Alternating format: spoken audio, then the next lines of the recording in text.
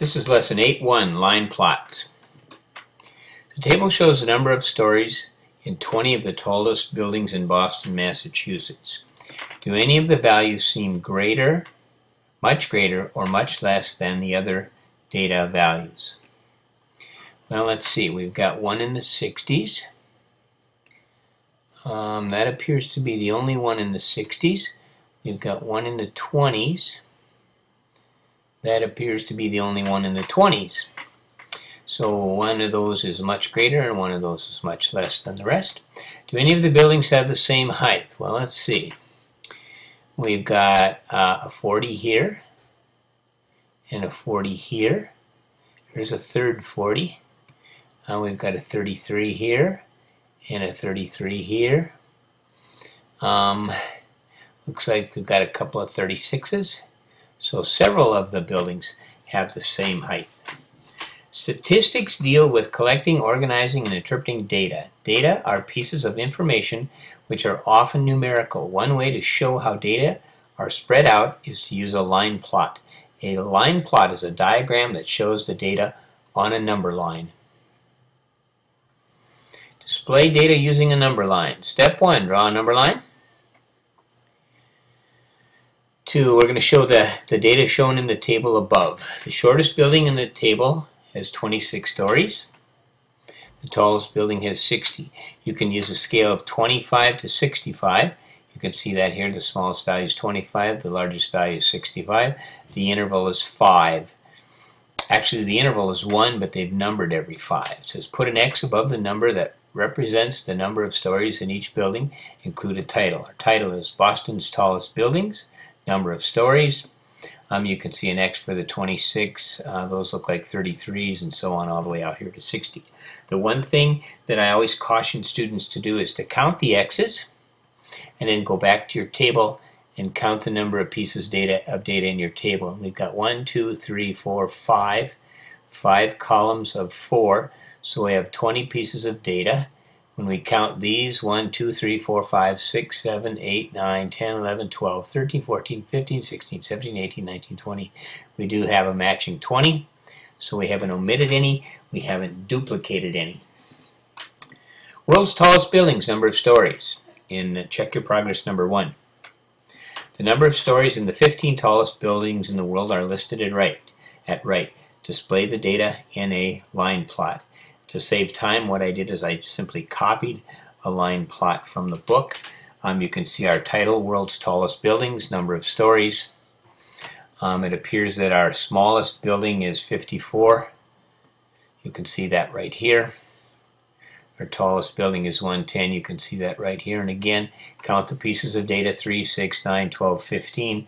Do we have 15 X's? 1, 2, 3, 4, 5, 6, 7, 8, 9, 10, 11, 12, 13, 14, 15. So we have 15 pieces of data in each one. This appears to be a successful line plot.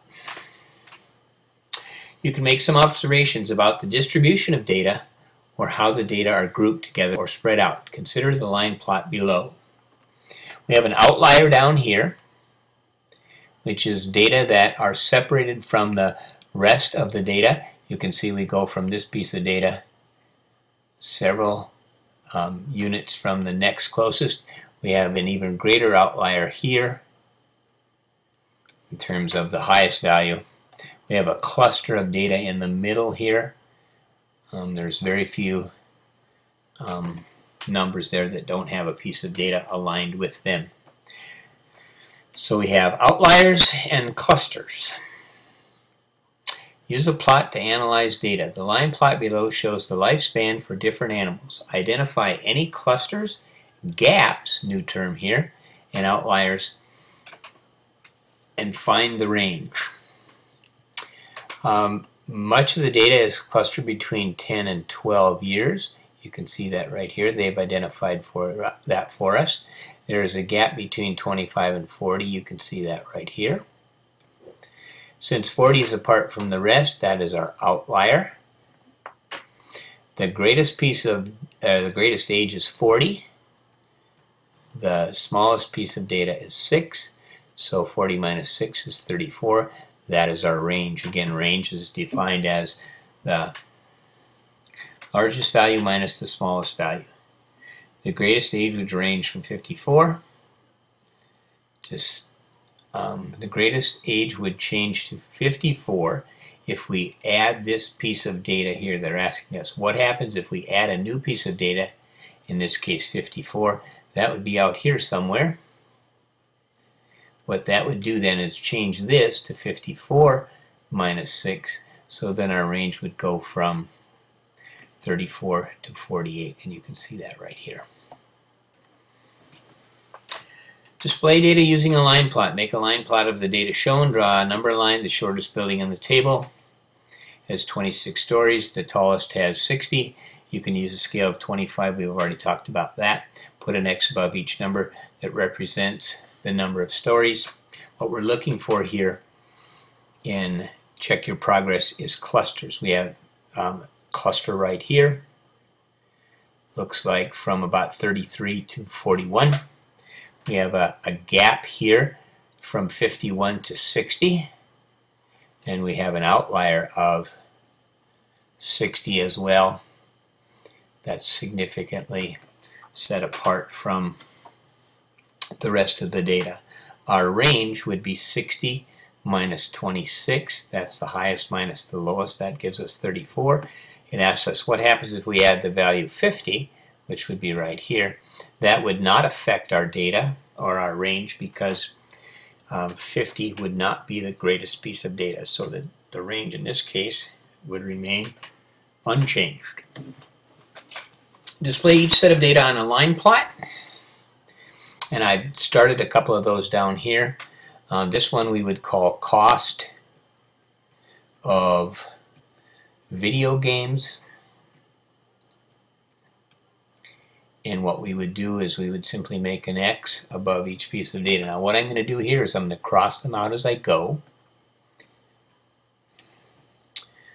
45 would be around here. I've got from 20 to 60 with an interval of 5. I have another 20. I have a 29, which will be right about here. I have another 20. I have a 25. I have a 40. I have a 50. I have another 50. I have a third 50. And actually I have a fourth 50. What I should do is move my title slightly so it doesn't interfere with my data. And then my last piece of data is a 40, and I would plot that right here. In my second table I have size of tennis shoes. I'll write that label here.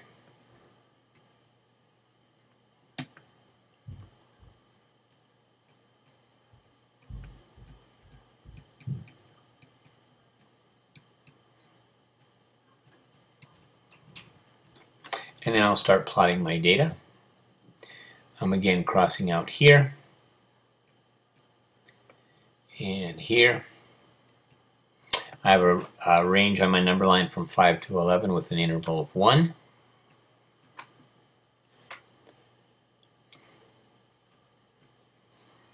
What I didn't do on my last one, that I will make sure to do here, is I will go back and count my data.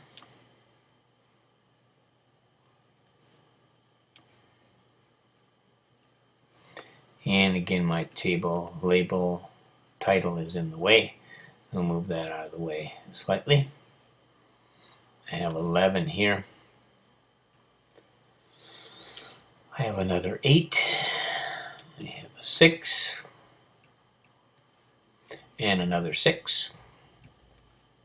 And a 7. And a 5. And another 8. And another 6, and a couple of 7s to finish.